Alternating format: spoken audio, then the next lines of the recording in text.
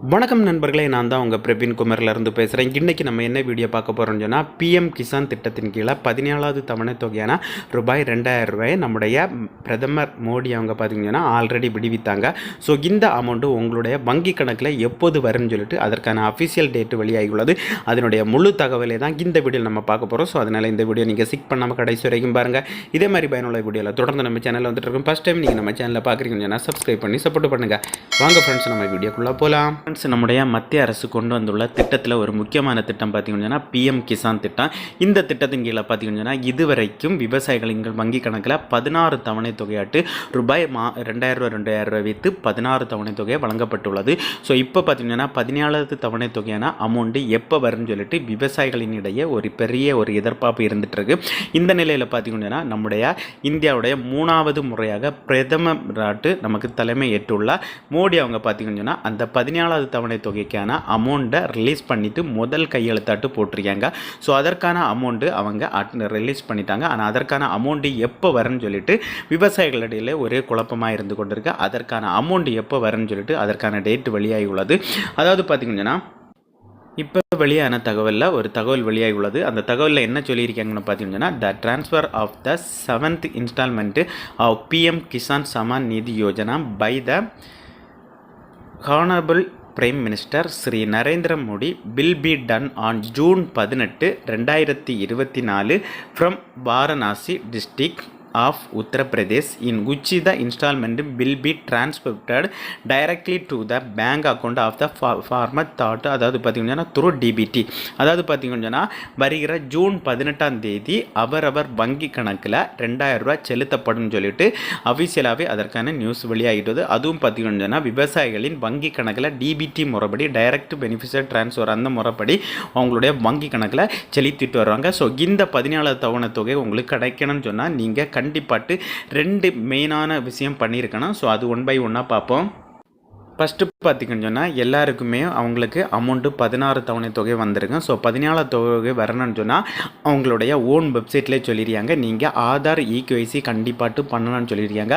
So மெயினாக இது பண்ணியிருக்கணும். இது பண்ணியிருந்தால் மட்டும்தான் உங்களுடைய வங்கி கணக்கில் அந்த 2000 ரூபா வர, இல்லைன்னு சொன்னால் வரவே வராது. ஸோ உங்களுடைய மொபைலை பயன்படுத்தி ஈஸியாகவே நீங்கள் இகேஒய்சி பண்ணிக்கலாம். அது எப்படி பண்ணுறதுன்னு சொல்லிட்டு அதோடைய ஃபார்மல் தான் நான் இப்போ காட்டி தரப்போகிறேன். இல்லை உங்களுக்கு மொபைல் மூலம் பண்ண முடியலன்னு சொன்னால் உங்களோட வீட்டுக்கு அருகாமையில் இருக்க சேவை அல்லது கம்ப்யூட்டர் சென்டரில் போய்ட்டு நீங்கள் பண்ணிக்கலாம். ஒரு 5 மினிட்ஸ் தான் ஆகும். ஸோ உங்களுடைய ஆதார் கார்டை லிங்க் பண்ணியிருக்க மொபைலை மட்டும் நீங்கள் கொண்டு போக வேண்டியது. ஏன்னு சொல்லி பார்த்தீங்கன்னா அதில் உங்களுக்கு ஓடிபி வரும். அது மெயினாக பண்ணியிருக்கணும். அதுக்கு பார்த்தீங்கன்னா உங்களுடைய மொபைலில் ஏதாவது ஒரு ப்ரௌசர் ஓப்பன் பண்ணிடுறேன். நான் கூகுள் குரோமை ஓப்பன் பண்ணிடுறேன். சர்ச் பாக்ஸில் கரெக்டாக டைப் பண்ணிடுங்க. பிஎம் கிசான் அப்படி டைப் பண்ணி சர்ச் கொடுத்துருங்க. சர்ச் கொடுத்தா ஃபஸ்ட்டு ஒரு ஆப்ஷன் வருது, பிஎம் கிசான் சாமான் நிதின்னு சொல்லிட்டு. ஸோ அந்த ஆப்ஷனை நீங்கள் கிளிக் பண்ணிடுங்க. கிளிக் பண்ணால் இன்டர்பேசஸ் இந்த மாதிரி தான் இருக்கும். இதுக்கு கீழே நீங்கள் ஸ்க்ரோல் பண்ணிட்டு வாங்க. இதில் பார்த்தீங்கன்னா நிறைய ஆப்ஷன் உங்களுக்கு கொடுத்துருப்பாங்க. இதில் பார்த்தீங்கன்னா இதில் இகேஒய்சின்னு சொல்லிட்டு ஒரு ஆப்ஷன் கொடுத்துருக்கு. ஸோ இந்த ஆப்ஷனை நீங்கள் கிளிக் பண்ணால் போதும். கிளிக் பண்ணால் இன்னொரு பேஜுக்குள்ளால் போகும்.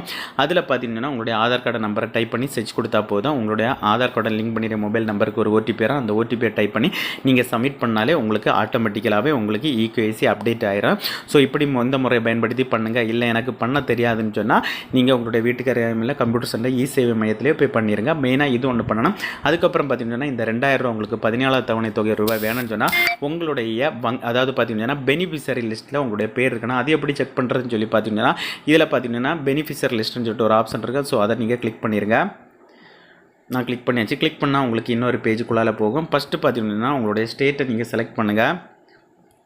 மோஸ்ட்லி எல்லாருமே பார்த்தீங்கன்னா தமிழ்நாடு தான் இருப்பீங்க. ஸோ நீங்கள் தமிழ்நாடு கொடுத்துருங்க. நான் கொடுத்தாச்சு.